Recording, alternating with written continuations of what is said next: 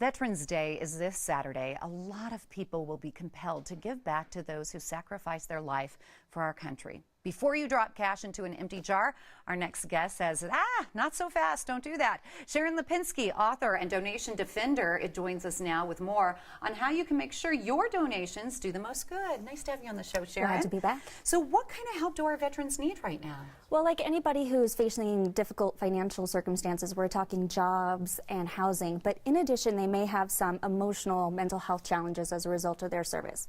So I like to look for charities that provide mental health care as a standalone or in addition to any economic support that they're providing.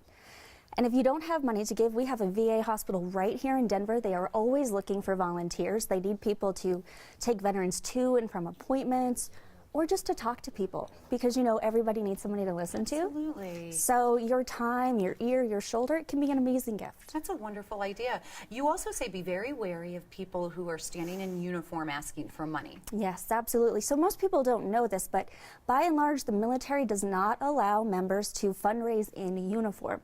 And they do that because they know that these uniforms, they carry a lot of authority. And if we see somebody in a uniform asking for money, we're going to think that the military has approved that charity, that they've endorsed it. And they don't really want that responsibility. And you can buy a uniform just like this on eBay for less than $50. Right. Yeah. So, my kids have uniforms like that they wear around the house. Absolutely. Yeah. So if you see someone in uniform asking for money, it doesn't hurt to just take a few extra seconds. You can ask, can I see your military ID? Is this a command-sponsored event?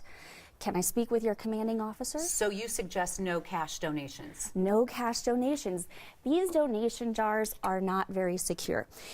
They can be lost, they can be stolen. People can take money right out of them and you would never even know it. Right. Sometimes they can even be fake. There was a guy in Lansing, Michigan, putting out fake donate to missing children jars. Oh my He was collecting $2,000 a month in these jars. So you never know what ends up with the cash, give by credit card or by check. See, good people, you don't believe that there are such horrible people out there, but yes, there is. You can go to virtualgivingcircles.com to find out more information about what we're talking about today. How do you choose a good veterans charity? Well, you have to research. Do you want to give to Paralyzed Veterans of America or American Paralyzed Veterans? Because one of those is a congressionally chartered charity and the other one was founded just to rip you off. The founder went to prison for fraud, and the only way you know is to do some research. So on my website, virtualgivingcircles.com/guide, your viewers can download my 4-level system. At a minimum, do level 1, it's 4 simple questions. What problem is the charity trying to solve? 2, how are they trying to solve it? Because there are many different ways to tackle a problem, right? Right, absolutely. 3, how do they know they're making a difference? Do they know? Are they hoping? Are they assuming? Are they tracking anything? Are they tracking the right things? And then 4 is that something that I want to support? Because there are hard decisions to make. If you give your hard-earned time and money to this charity, well, you can't give it someplace else. So is this the charity that you want to support? Do you like what they're doing, how they're doing it, and do you really believe they're making a difference? Those are some really good researching tips. Any others that you suggest? Well, download the guide because I go through it all. I tell you what websites to go look at. Right. Charity Navigator, GuideStar, lots of great tips in that guide. Okay, that website again, I want to encourage you to check it out, givingcircleshelp.com, virtualgivingcircles.com, excuse me. Go to virtualgivingcircles.com is the correct website, virtualgivingcircles.com. You encourage people to donate part of a team, as part of a team.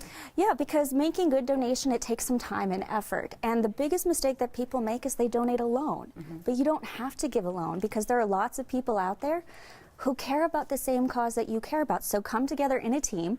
They're called Giving Circles. There are actually about 800 Giving Circles across the United States, donating more than $100 million a year. Wow, that's fabulous. Yeah, and it's really simple. You just pool your donations. You donate as a group, so that means, one, you're going to make a much larger donation than you could do alone.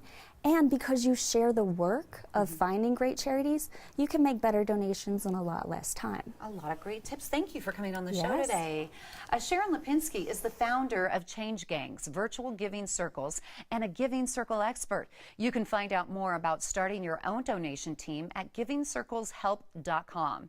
You can also pick up a copy of her book, 365 Ways to Live Generously, Simple Habits for a Life That's Good for You and for Others, wherever books are they're sold. Again, virtualgivingcircles.com.